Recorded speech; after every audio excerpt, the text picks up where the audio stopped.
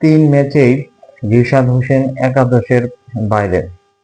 তাকে ওয়ানডে স্কোয়াডে রাখা হয়েছিল, কিন্তু 3 ম্যাচের একটিতেও তাকে সুযোগ দেওয়া হলো না। কিন্তু কেন? তাহলে রিশাদ হোসেনকে যদি নাই খেলানো হয়, তাহলে তাকে ওয়ানডে স্কোয়াডে রাখা হলো কেন? আমরা প্রথম ওয়ানডেতে শুনেছিলাম যে রিশাদ হোসেন একটু অসুস্থ, সামান্য অসুস্থতার কারণে তাকে প্রথম ওয়ানডেতে খেলানো হয়নি। প্রথম ওয়ানডের পর তিনি সুস্থ হয়ে অনুসরণ করলেন, দলের অনুশীলনে ঘাম ঝরালেন, কিন্তু তারপর দ্বিতীয় ওয়ানডে সুযোগ দেওয়া হলো না এবং ফাইনালি এই সিরিজ নির্ধারণী ম্যাচেও তাকে খেলানো হলো না। কিন্তু কেন? রিশাদ হোসেন 3 ম্যাচের একটিও খেলা হলো না এবং তাকে তাহলে বা দলেই কেন রাখা হয়েছে? যেখানে বাইরের দেশের ফ্র্যাঞ্চাইজিরা রিশাদের ব্যাপারে খুবই আগ্রহী, খুবই আশাবাদী। আর আপনারা জানেন পাকিস্তান সুপার লিগের রিশাদ হোসেন নিয়মিত দলের হয়ে খেলেছেন। তারপরে অস্ট্রেলিয়ার বিগ ব্যাশে হোবার্টের দল রিশাদ হোসেনকে দলে নিয়েছে এবং তার ব্যাপারে খুবই আশাবাদী এবং তারা খুবই আগ্রহী হয়ে রিশাদকে নিয়েছে দলে ভালো পারফর্ম করার জন্য এবং তাদের দলকে জিতে যাওয়ার জন্য। তাহলে বাংলাদেশের টিম ম্যানেজমেন্ট কেন রিশাদ হোসেনকে খেলাচ্ছে না? তিনি কি শুধু টি-20 বোলার? তাকে যদি তিনি টি-20 বোলারই হয়ে থাকেন, তাহলে কেন তাকে ওয়ানডে দলে সুযোগ দেওয়া হলো এবং 3 ম্যাচের একটিতেও কেন খেলানো হলো না? এটা কি সেটাই কারণ? কারণ রিশাদ হোসেনকে পিক করেছিলেন হাথুরু সিংহে। যেহেতু দলে এখন হাথুরু সিংহের নাই, এই জন্য রিশাদ হোসেনকে দলে নিয়মিত সুযোগ দেওয়া হচ্ছে না।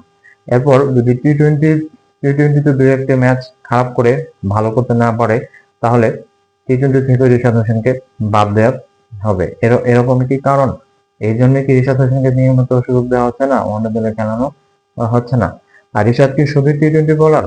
আপনারা জানেন গত বছর শ্রীলঙ্কার সাথে রিশাদ হোসেন অনেক ভালো করেছিল। রিশাদ বোলিংও ভালো করেছিল এবং ব্যাটিং এর ক্ষেত্রে অনেক ভালো করেছিল। যার ব্যাটিং এর সর্বোচ্চ রান হচ্ছে 48 এবং শ্রীলঙ্কার সাথে ম্যাচ জেতানোর ক্ষেত্রে এক গুরুত্বপূর্ণ ভূমিকা পালন করেছিল, ব্যাটিং বোলিং দুই ক্ষেত্রেই। তাহলে রিশাদ হোসেনকে কেন এই ফাইনাল সিরিজ নির্ধারণী ম্যাচের সুযোগ দেওয়া হলো না এবং তাকে খেলানো হলো না? এটা একটা বিরাট প্রশ্ন।